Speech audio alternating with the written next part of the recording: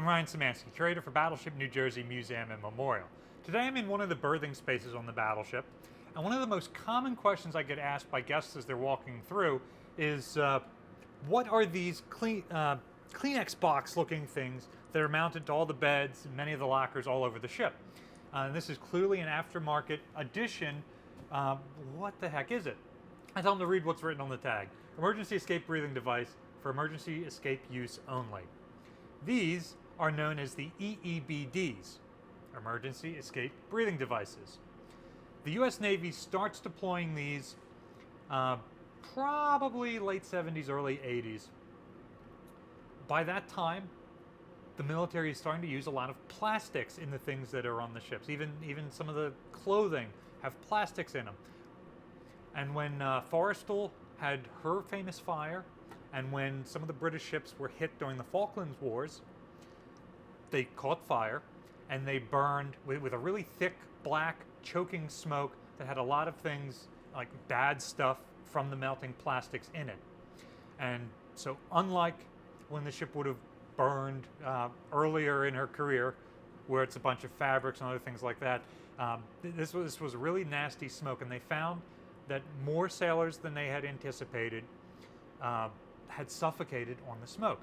So they started to install these in all of the living spaces, all the working spaces, so if you end up trapped in here when a fire starts, you've got something to get out. Emergency escape breathing device. This is just for escaping. It's got about 15 minutes of air in it. This is not what you're going to put on when you fight a fire. Check the link in the description below. We've done a video a long time ago, there's a strong chance you didn't see it, where we talked about the ship's OBAs, or oxygen breathing apparatuses. Those have changeable air canisters that are good for about an hour. And that is what you would wear if you were going to fight a fire on board. Whereas these are just your emergency escape breathing devices. So, what do we have? First off, they're all numbered, so if Chief is walking through and he sees one and it's got an issue, he can go and say, hey, go change out number 59. Next up, inside here, there's a clear piece. Part of the faceplate here has been removed so you can actually see inside. This is telling me that there's actually an EEBD in here. I can see the orange case, and particularly the orange case has a clear piece in it, and I can not only see that there is something in that orange case, I can see the tamper seal, and I can see the expiration date. Ooh. This one is 3 April 1992, so the proper vintage for the ship. If there is a choking smoke in here, I'm real close to my bed. Even if I can't see, I can still climb out of my rack and feel where I am. And here's an EEBD box. Open it up. This pulls out, you notice it's got a tamper-proof seal on it. It's got a tab here for opening, and it's got a shoulder strap. So maybe we're in a combat zone and I'm not going to be here. I have to go down to one of the supply spaces.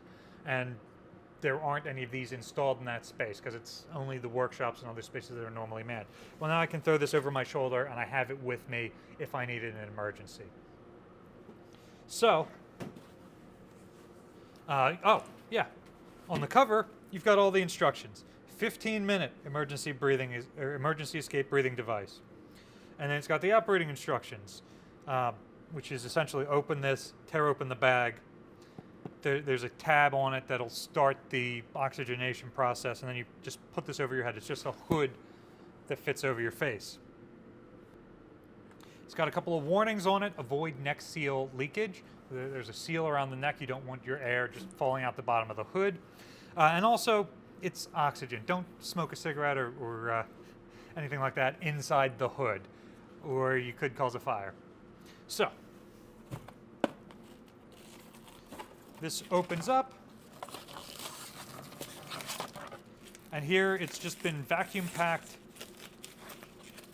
into the case. It's got a little bit of cardboard here to secure it, and there's a red tab that shows you just grip that tab and rip it open, and you can pull out your hood.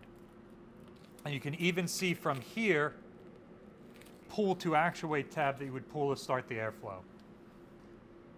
Later on, even as early as when Wisconsin is reactivated in '88, they moved these from being aftermarket things that are just bolted on wherever they'll fit to being a part of the bed frame itself. So it's actually internal to the bed, and so every bed has one. You can just pull one out, as opposed to, like I said, this has been bolted on and now it's taking up space that could have been lockers or something else.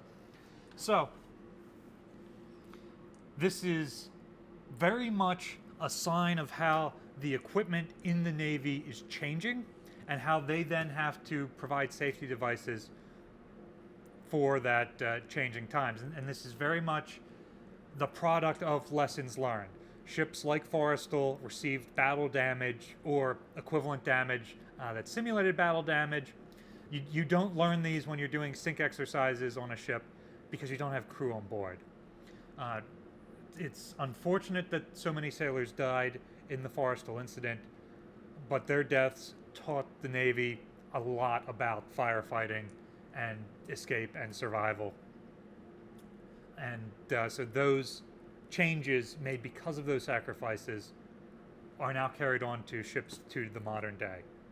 So, what's a piece of equipment that you've seen as you're walking around a museum ship and you have no idea what it is? Let me know in the comment section down below, or go over to my Facebook page. There's a link to that in the description below, and send me a picture of the object, and we might include it in a future video. Battleship New Jersey receives operating support from the New Jersey Department of State, also from a number of other businesses and private individuals like yourselves. We really appreciate your support. There's a link in the description below if you'd like to donate to support the museum. You can also support us by liking, sharing, and subscribing so more people find about the museum and our channel. Thanks for watching.